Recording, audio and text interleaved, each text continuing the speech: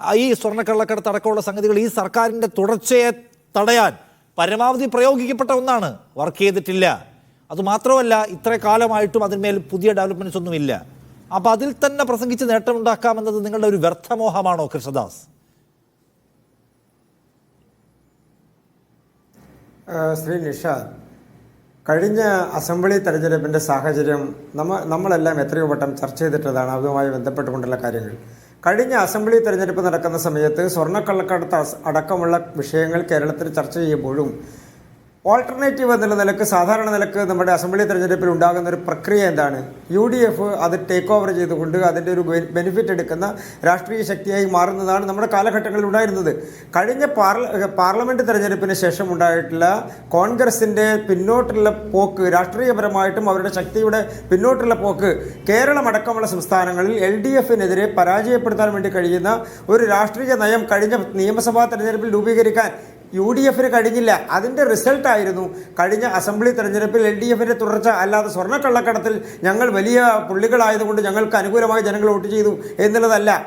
കോൺഗ്രസിൻ്റെ നേതൃത്വത്തിലുള്ള UDFന് അതിന് ടേക്ക് ഓവർ ചെയ്യാൻ കഴിഞ്ഞില്ല എന്നുള്ളതാണ്. BJPക്കും കഴിഞ്ഞില്ല എന്നുള്ളത് യാഥാർത്ഥ്യമാണ്. അതുകൊണ്ടാണല്ലോ ഞങ്ങൾക്ക് സീറ്റ് കിട്ടാതിരുന്നത്. അപ്പോൾ സ്വാഭാവികമായും അതിൻ്റെ ഒരു രാഷ്ട്രീയത്തിൻ്റെ ഗുണഫലമുണ്ടായത് LDFന് തുടരാൻ വേണ്ടി കഴിഞ്ഞു എന്നുള്ളതാണ്. LDFൻ്റെ സുഹൃത്ത് സൂചിപ്പിക്കുന്നത് ഈ സോവിയറ്റ് റഷ്യയൊക്കെ ഇപ്പോഴും നിലവിലുണ്ട്. അത് ഇപ്പോഴും ഗോർബച്ചേവിൻ്റെയൊക്കെ നേതൃത്വത്തിൽ ഇപ്പോഴും റഷ്യയിൽ ഭരണം നടക്കുകയാണ് എന്നുള്ള കാലഘട്ടത്തെ സൂചിപ്പിച്ചുകൊണ്ടാണ് അദ്ദേഹം BJPക്കെതിരെയുള്ള ആരോപണം ഉന്നയിക്കുന്നത്. അതൊക്കെ എത്രയോ വെള്ളം നമ്മുടെ ആലുവപ്പുഴയിലൂടെ ഒഴുകിപ്പോയി കഴിഞ്ഞു.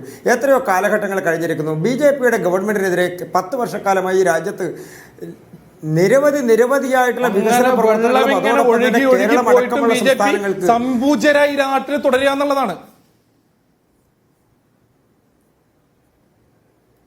അല്ല, ഞാൻ അങ്ങയുടെ പ്രഭാഷണത്തിനിടയിൽ ഇടപെടാതിരുന്നത് എൻ്റെ അയോഗ്യതയായി കണക്കാക്കണ്ട. അങ്ങനെയാണെങ്കിൽ ഞാൻ ഇടപെടാം. അങ്ങനെ കാണണ്ട.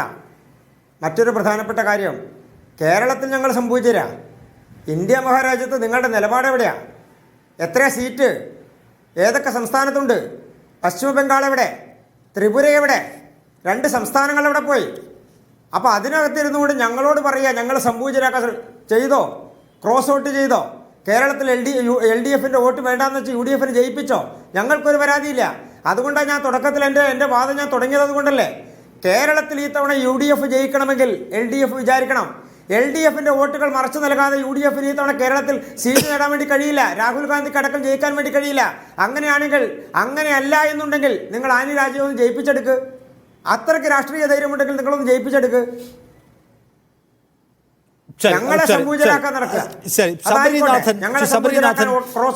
മോദി മാത്രമല്ല ഇന്ന്